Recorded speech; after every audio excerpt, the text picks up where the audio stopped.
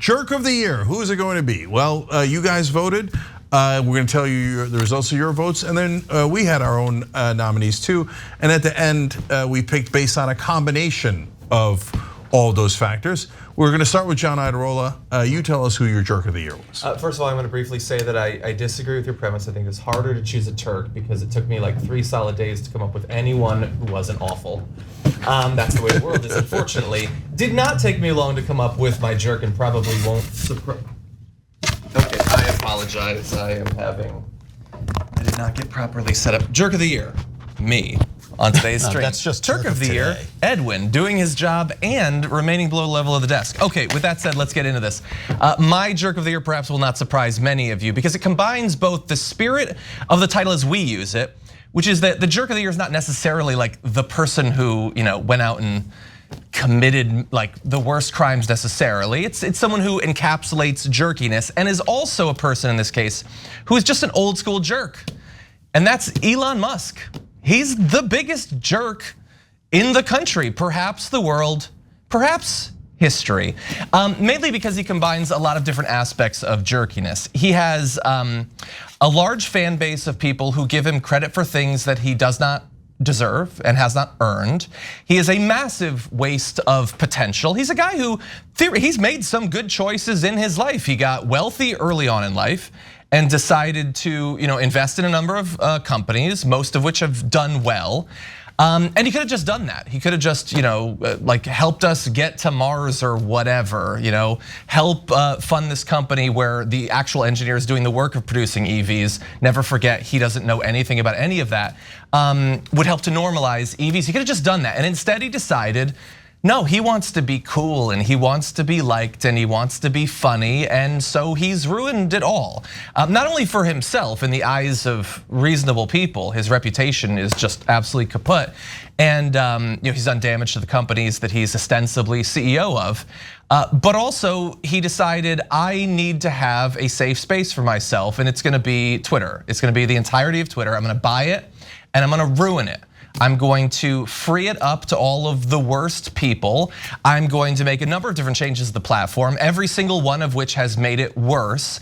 And in so doing, made it a place that the productive work that had generally been done in terms of activism and journalism that was done on Twitter, it's harder to do it, it's more thankless to do it, and I worry about the long-term sort of invisible damage that it's done to multiple different areas of our society. I could go into a whole lot more about what we found out about the sexual harassment claims against him, the fact that he's never met an employee that he didn't want to crush beneath his boots, the bizarre, constant, cringy behavior, the anti-Semitic conspiracy theories, the platforming and normalizing of absolutely horrendous people. It was almost all bad from start to finish. There were a couple of things that he did that were okay. He kind of helped with Starlink a little bit in Ukraine and then tried to use his control over that technology to harm the war effort in Crimea.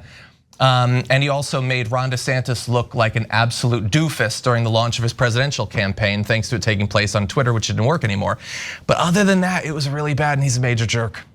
Yeah, but tell us how you really feel, John. So I could keep going if you want. I have a lot to say. That was very clear. Or as I think Elon Musk would say, Bart will have this. We'll see what Earth thinks about that. Let's see how Earth responds to that. There you go. And of all the things that you mentioned, I think firing 2/3 of his employees at Twitter is probably really high up there. All right, but let's get a different thought on Jerk of the Year. We're going to go to Dr. Rashad Richey, host of Indisputable. Okay, all right, so we're doing jerk, right? Yes.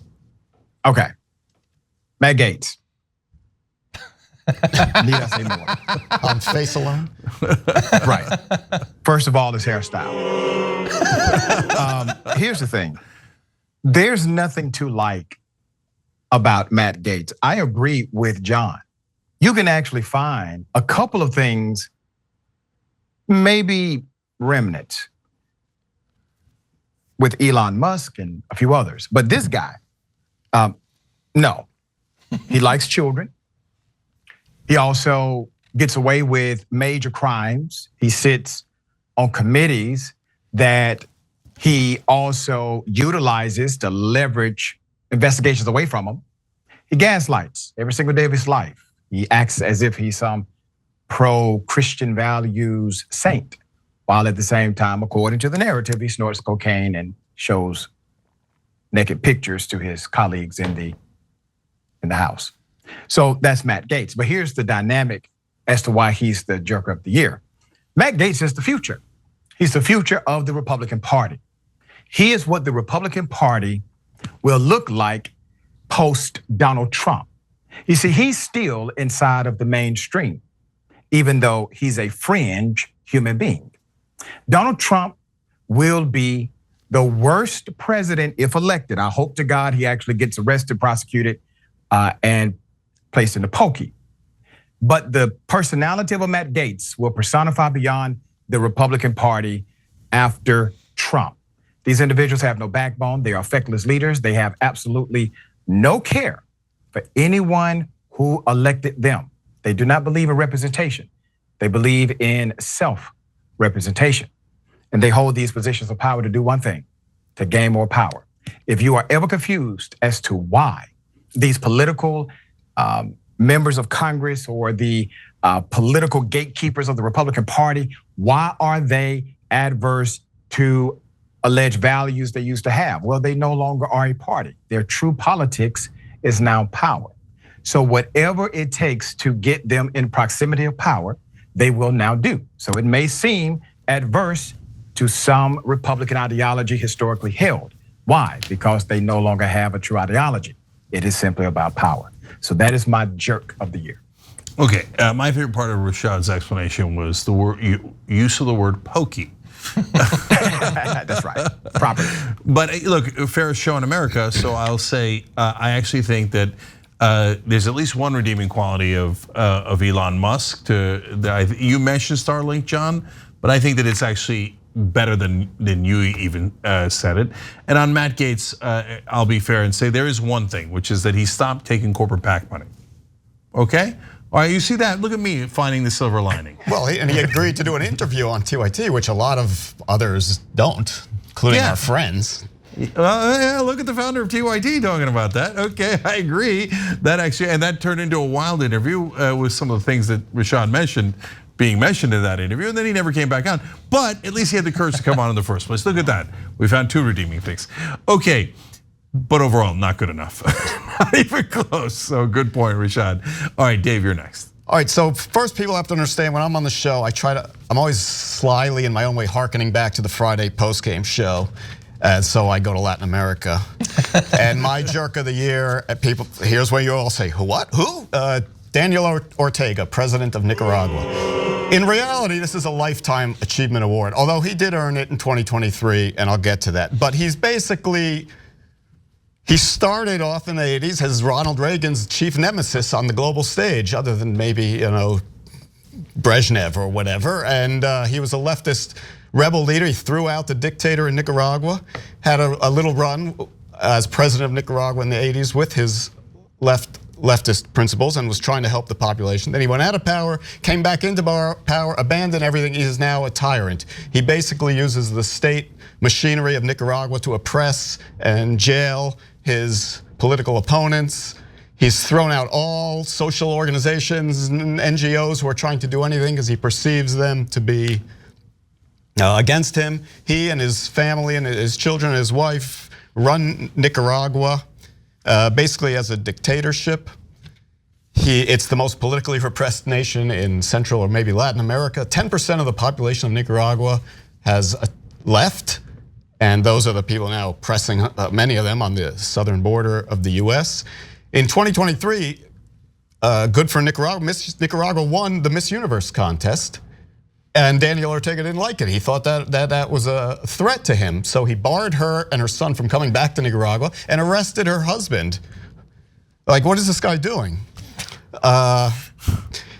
And why he's a jerk is because he's the latest on a long list of these leftist revolutionaries full of ideals who then become tyrants. You can read Animal Farm, or you can go back to Lenin and Stalin, and who many of you, maybe you go back to Robespierre or Julius Caesar or whatever. They all do it. I don't know what the hell's wrong with these leftist guys, But Daniel Ortega embodies them. He's one of the last of these traditional Soviet Union supported communist rebels, got into power and then just threw it all away to become a dictator. So for me, he's the jerk of the year. Okay, and by the way, of course, a lot of leftists have gotten into power, for example, in Uruguay a little while back, and did a great job, as long as they didn't abuse power, and that's the problem with power corrupting. Yeah, but those are leftist politicians, that's fine. These are leftist revolutionaries, like the Uruguayan guy didn't overthrow a dictatorship, he got elected to power. Yeah, he's terrific, and of course, Lula in Brazil. Many others. But the rebels, Yeah, and it was just a shame because you would think that the rebels would be even better, but unfortunately, it hasn't turned out that way. Okay, so now I want to thank some of you out there, Botched Job. Thank you for gifting 5 Young Turks memberships, and I mentioned that particularly because 1, you're an American hero, and 2, because a lot of these folks that we mentioned have done a botched job, so kind of appropriate there. Everybody, tyt.com/join to become a member, or tyt.com/gift to give the gift of membership. And now I move on to my jerk of the year, and then I'll tell you who you guys voted for. So mine is a kind of a slam dunk, if you ask me. Well, you did ask me, and that's why I picked him. Benjamin Netanyahu. Hamas did something atrocious on October 7th, killing 1,200 Israelis, over 800 of them civilians. And that is when Israel had the sympathy of the world behind it, and everyone wanted to help. And he took that sympathy that Israel had and lit up a dumpster fire with it, and has destroyed any goodwill that Israel had by killing now at least 20 times the number of civilians that Hamas has killed.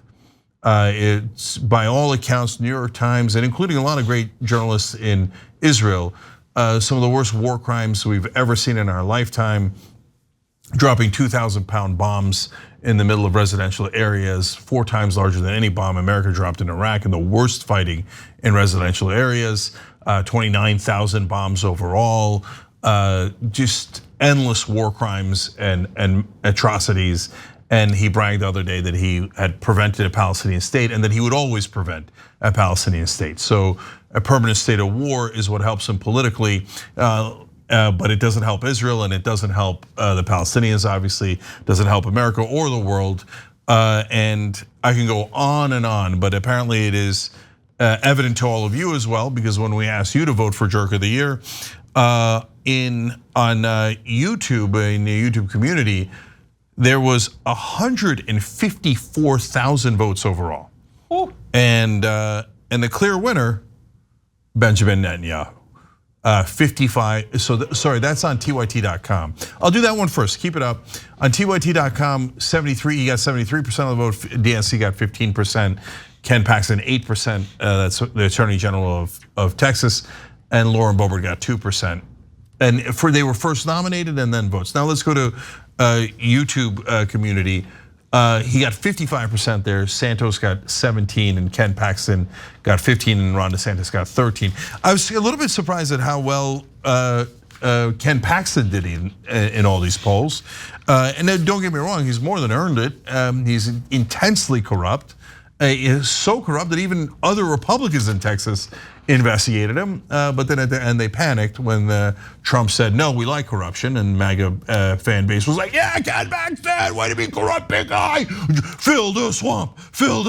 And then the Texas Republicans were like, oh, sorry, I forgot we're pro-corruption now. And he's back to doing atrocious things, including trying to arrest people based on miscarriages, etc. Just an awful, awful human being. And certainly should be considered. But Santos is obvious, DeSantis is obvious. For those of you who don't know, the DNC has been doing their usual antics in the primary and blocking all Biden challengers in a number of states, etc. But overall, the clear winner for among you guys who are voting was Netanyahu. Now look, there's a little bit of recency bias because that stuff is so dominant in the news today. And since we do this every year, I went back and really tried to think through who is it that that is the jerk of the year and not be overly influenced by it. But when I did that, it still came out to Netanyahu because these are historic war crimes, and the amount of people killed in Gaza that are innocent civilians is unbearable. So with your overwhelming vote and ours put in, Benjamin Netanyahu, congratulations, you're the jerk of the year. Hey, thanks for watching that video. We really appreciate it, guys. And we appreciate it if you become members because that allows us to be independent, honest, progressive, all the things that you don't get from corporate media. And all of that is because of you guys. Hit the join button below and become one of us, become a young Turk.